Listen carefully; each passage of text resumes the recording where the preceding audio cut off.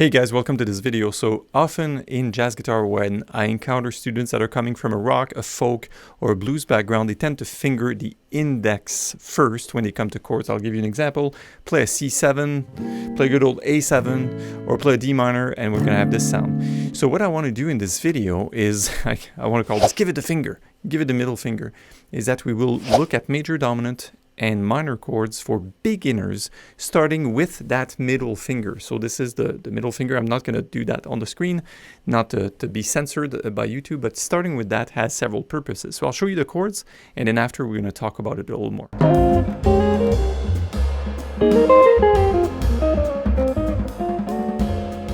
First chord we'll tackle is called C6. So the C6 is a really good chord starting with the second finger. I recommend you put the second finger on the 8th string on the root, and then you finger that chord. It's more old school than your typical C major 7, but you will exercise that feature of having the second finger first, which is fantastic. So this is for major. So you can translate this in different keys, C and D and E or A, and just use that chord whenever you see a major chord on a lead sheet. Yes, including major 7. If you play All of Me, say all of me, why not take all, right? That song. So I would recommend you start with that chord rather than start with your C major 7, or rather than that as well. So C6 for major. Now for minor kinds, what I will recommend is, again, we start with our second finger and we do a C minor 7. Often I will hear rock guys go like this, and they bar first and they go like this, which is also good, but I'll give you the explainer why we want to do this. So it's 8, skip a string, 8, 8, 8, right? Pretty simple, right? And the third kind of chord that we tackle is, again, the dominant chord, and this one is an exception. We don't need to start it with the second finger. I'll show you a way to do it with the second finger. So we'll do C13 like this. So it is index based, but I'll show you the reasons why. So again, recap: C6, C minor 7, and C13. If you want a dominant chord that starts with a second finger, you probably have already played it, all right? And it's C9 like this. So it's 3, 2, 3, 3, and some people will bar it with the third finger like that. But it is a second finger start, which is the objective of this whole video, is to have us start with a second finger. Now, what are the reasons we do this? So I'll give you a plain explainer. If you've seen my other video, link here, about the 12 essential chords, it's great to get started in jazz, but a lot of people get from that rock background and have these open fifths. So if you play that chord, instead of the C13, if you play this, you hear that. So you have a lot of empty notes. You have a lot of empty notes that are coming maybe from the bass player and piano player. So they will say, get out of the way.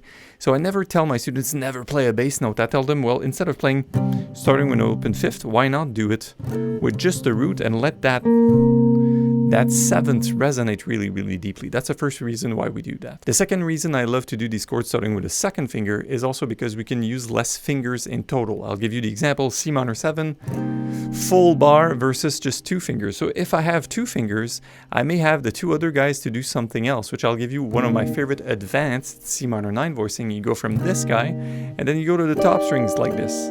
So if you're like that, you can also do it, but you still have the open fifth, and it's using all of your fingers. Well, if you do that, you're closer to the territory of chord melody, and you don't have to use all of the fingers. So it's economy, basically. The next reason we use second fingering chords, it's the ability to play stuff behind. So by behind, I do mean like with that C6, you see how that 6th note is actually a note behind in fret, and it will allow us to go things like C6-9, which is a partial bar of the index. So we still get an index bar, but instead of barring the index for the purpose of doing this power chord, the rock, blues, typical pop power chord, we do it with the intent of having more colors. So we get these beautiful colors. Woo. And that's happening behind on the fretboard. It's going that way on the fretboard, right? So if I do my C minor, a great variation I use with lots of students is C minor 11. So the 11th is behind here. I have to reach out. And if I'm barring with my index, well, forget C minor 11, it's not going to happen. And the last reason, which I'll go just on a quick tangent here, is if you open up to the world of second finger chords, you will also be easier access to the work of shell chords and variations. So I started you guys with the C6, and then we went to the C6-9, right? And then you go C minor 7, you go C minor 9 or C minor 11. And if you did your dominant, you have this one, or that one, right? We've already done that.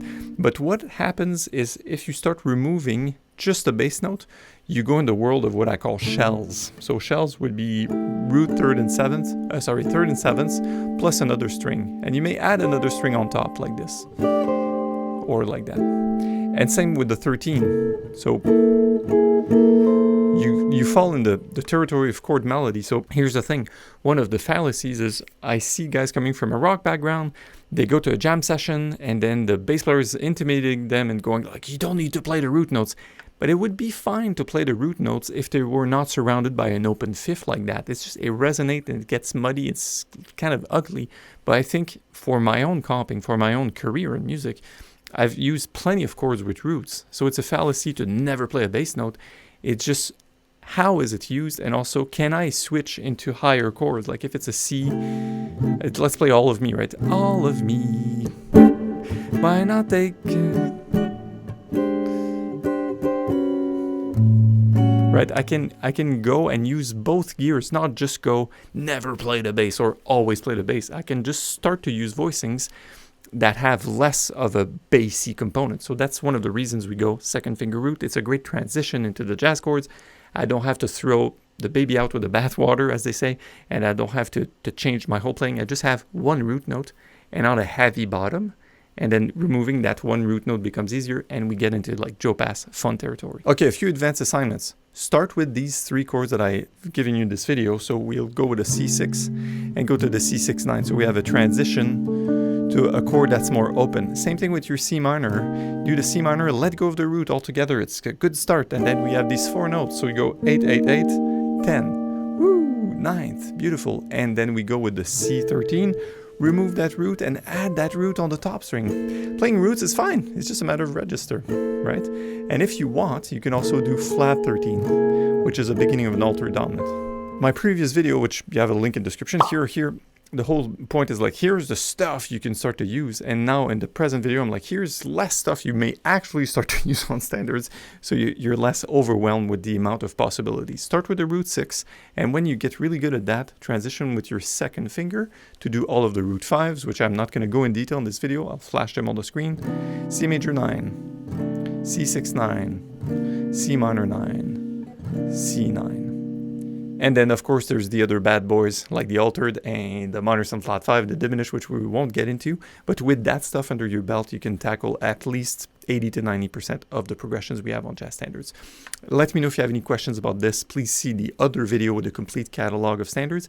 And I'll see you soon on the website on the Jazz Guitar Fellowship. 100% free forever. It's the best community and class for learning jazz guitar from the ground up. And it's free forever. So join us. It's free. Link in the description below. Did I say it's free? Yeah, I think I said it. And I will see you in the next video. All right, enjoy. Take care. Bye.